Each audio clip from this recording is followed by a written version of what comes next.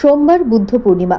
বৌদ্ধ ধর্মমতে 2500 বছর আগে এই দিনে মহামতি গৌতম বুদ্ধ আবির্ভূত হয়েছিলেন। তার জন্ম, বোধিলাভ ও মহাপ্রয়াণ বৈশাখী পূর্ণিমার দিনে হয়েছিল বলে এর নাম দেওয়া হয় বুদ্ধ পূর্ণিমা।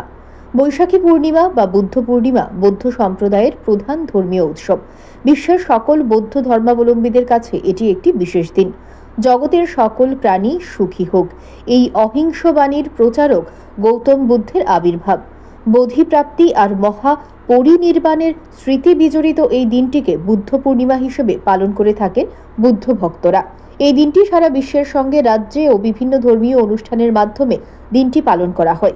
প্রতি বছরের মতো এবছরও রাজধানীর বেনুবন বিহারে বুদ্ধ মন্দিরে বুদ্ধ পূর্ণিমা উপলক্ষে আয়োজিত হয় বিশেষ প্রার্থনা সভা।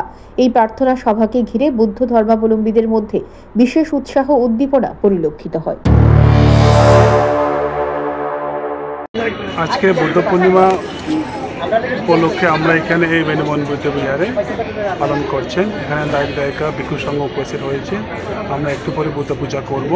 বুদ্ধ পূজা করার পরে আমরা বিশ্ব শান্তির জন্য আমরা প্রার্থনা করব, যাতে সবাই সুখ শান্তি থাকতে পারে মতো। বুদ্ধ পূর্ণিমা হচ্ছে একটা ইম্পর্টেন্ট আমাদের বুদ্ধিস্ট পিপল সবার জন্য, আমরা সবাই এখানে পালন করে। এটার জন্য আমরা এখানে এই বুদ্ধ পূর্ণিমা উপলক্ষে আমরা